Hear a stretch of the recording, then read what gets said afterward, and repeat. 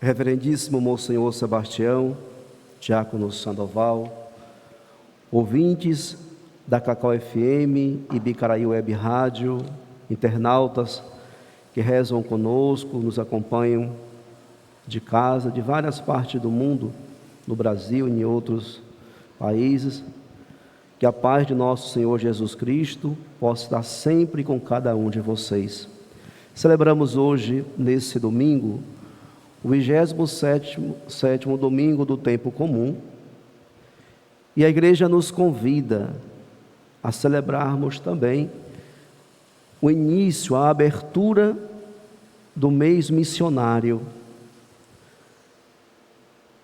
Nós acolhemos a palavra de Deus. Não sei se vocês ficaram atentos aos sinais que nós fizemos questão de apresentar. O tema central desse ano, desse mês missionário, é Jesus Cristo é missão. Jesus Cristo é missão. O lema: nós não podemos deixar de anunciar o que vimos e ouvimos. E por isso, a Bíblia hoje, ela adentra a igreja, conduzida pelos missionários. E os missionários que estão presentes em todos os continentes. Em todos os continentes existem missionários que estão ali pregando o Evangelho, anunciando Jesus Cristo, que é a verdadeira missão. Em cada continente nós temos pessoas que se doam diariamente pelo Evangelho de Jesus Cristo.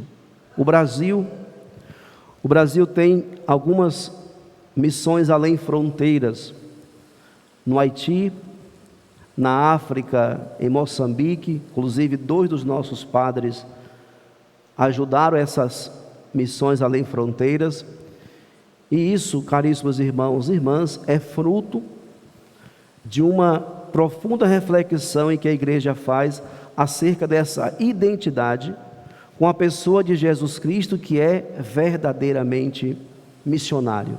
Jesus é missão, e por isso nós não podemos deixar de anunciar, de pregar o Cristo Jesus como aquele que é o missionário do Pai, e que nos envia também todos os batizados como verdadeiros missionários.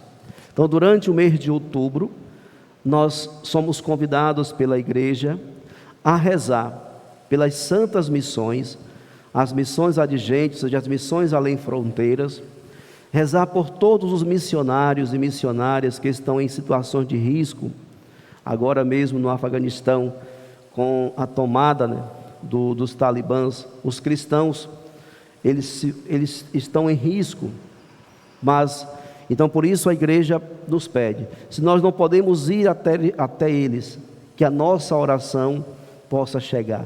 Então, o mês de outubro é um mês onde nós estaremos rezando diariamente pelas santas missões, pelos missionários e missionárias espalhados pelo mundo afora.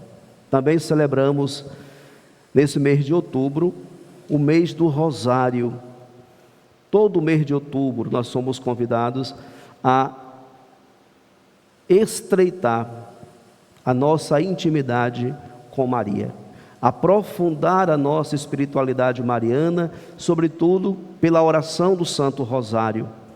Nossa Senhora, sempre quando apareceu, ela pedia que rezássemos o Santo Rosário pela salvação das almas, pela salvação do mundo inteiro. Então, o Santo Rosário é uma oração poderosa contra as forças do demônio. Por isso devemos rezar sempre, todos os dias. Precisamos lembrar desta oração e rezar com devoção, rezar com fé, meditar os santos mistérios, contemplar a ação de Deus na vida de toda a humanidade. Amados irmãos e irmãs, hoje, a palavra de Deus que nós ouvimos nos apresenta o plano de Deus para o homem e para a mulher. Desde a origem, lá no livro do Gênesis, nós encontramos esse relato. O relato onde Deus institui como bênção, como graça, a vida matrimonial. O sacramento do matrimônio, a vida familiar, é bênção de Deus, é instituição divina. E como se deu a constituição da família? Na leitura que nós ouvimos no livro do Gênesis, diz assim: não é bom que o homem esteja só. O Senhor disse: não é bom que o homem esteja só. Antes, caríssimos irmãos e irmãs, de Jesus criar o homem, ele tinha já criado todas as coisas. E a palavra de Deus diz que Deus viu que tudo era bom. Tudo era bom, mas na sua criação, ele viu também que não era bom que o homem estivesse só. Por isso, ele pensou: vou dar-lhe uma auxiliar semelhante a ele. E por isso convida a Adão e apresenta todas as criaturas para que Adão pudesse dar o nome. E aqui nós percebemos outra coisa muito importante. Deus cria e convida a humanidade para participar desse seu ato. Não é que o homem cria com Deus, mas o homem participa do cuidado dessa criação. Em grego o termo é partiné, ou seja, aquele que participa. Deus quer que o ser humano, que a humanidade participa dessa sua criação, cuidando dela. Por isso Adão cuida e dá os nomes a todas as criaturas, e ele não encontra em nenhuma daquelas criaturas alguém que se identificasse. Por isso Deus faz cair sobre Adão um sono profundo.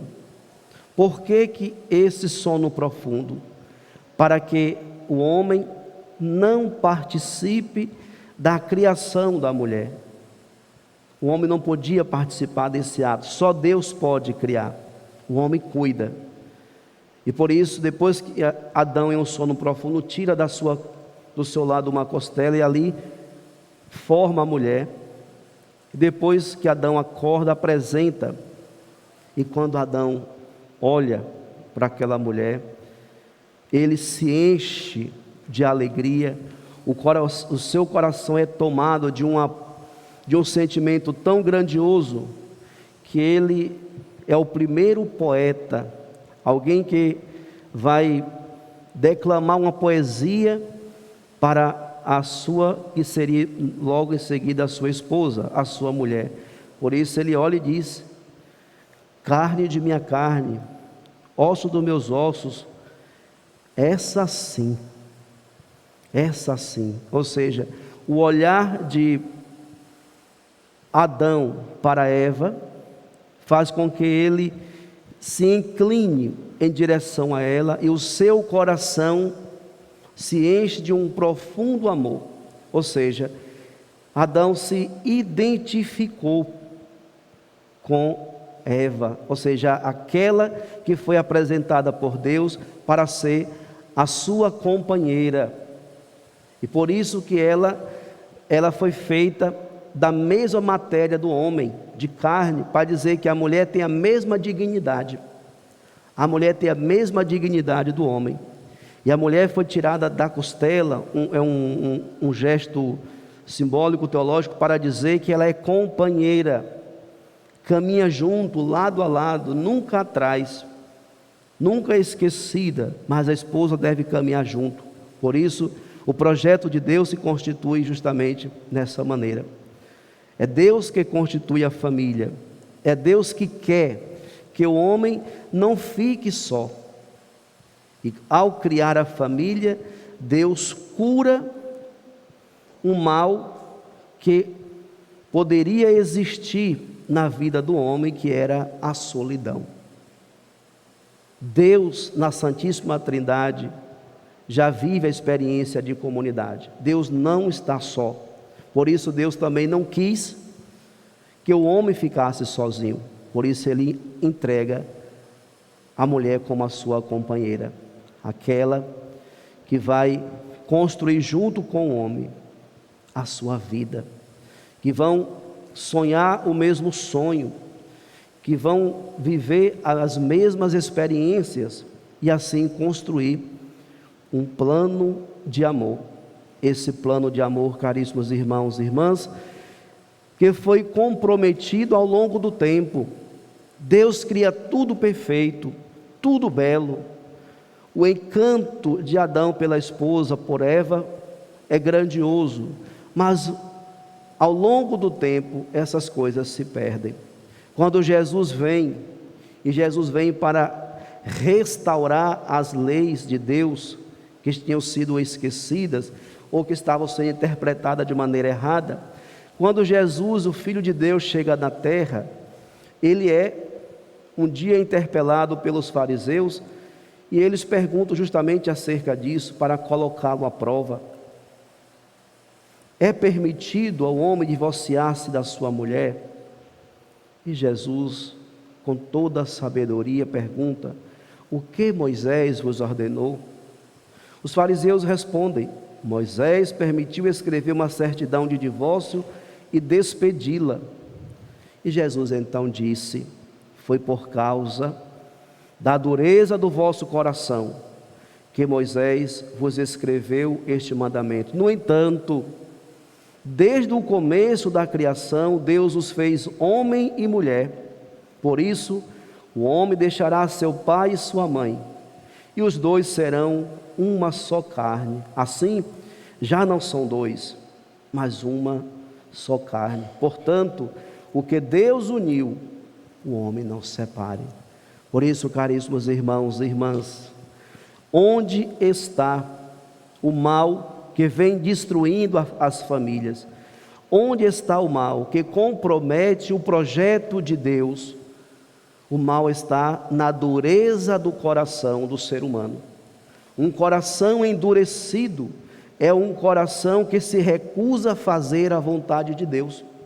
É um coração que se recusa a seguir os princípios apresentados por Deus.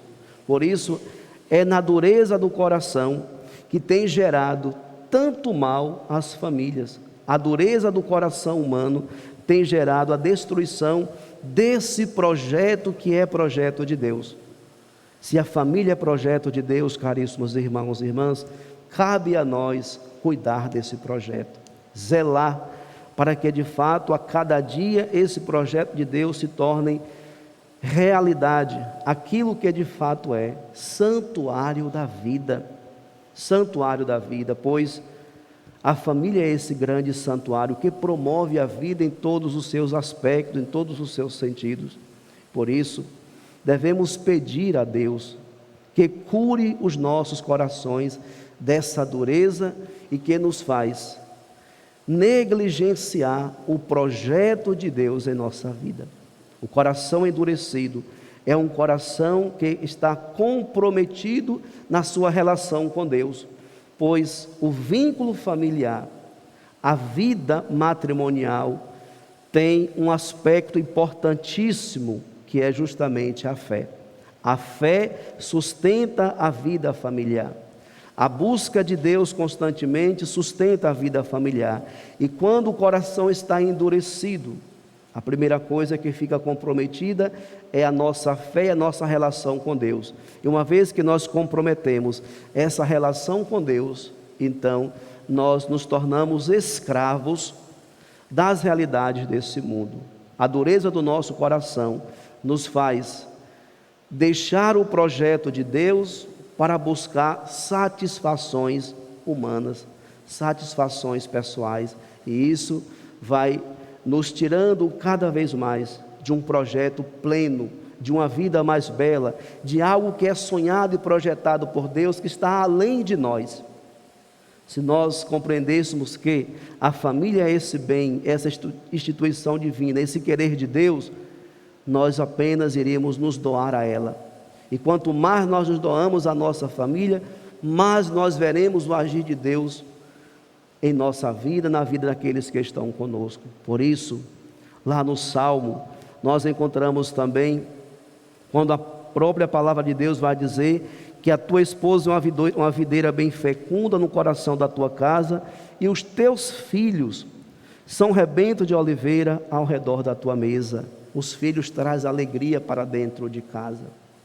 Os filhos trazem vida para dentro de casa. Os filhos trazem vigor para a vida do casal. Por isso, caríssimos irmãos e irmãs, essa semana nós estamos celebrando também a Semana do Nascituro, onde a igreja nos convida a aprofundar, a refletir e levar a nossa comunidade a buscar cada vez mais defender a vida, promover a vida. Então, os filhos que são gerados, que são bênção divina em nosso Brasil e pelo mundo afora, está sendo descartado. Existe uma busca muito grande, uma luta para aprovar a lei do aborto em nosso país, a lei do assassinato daqueles que são inocentes. E a família, que é instituição divina, a família que é bênção de Deus, que é santuário da vida, deve proteger a vida e não promover a morte. Então, nessa semana do Nascituro, nós somos convidados a lembrar sempre disso. Nós somos promotores da vida, nós somos a favor da vida, e por isso nós, enquanto cristãos, enquanto católicos, enquanto batizados, nós devemos dizer sempre não ao aborto e a todas as tentativas contra a vida. Tudo aquilo que é contra a vida, nós devemos dizer não.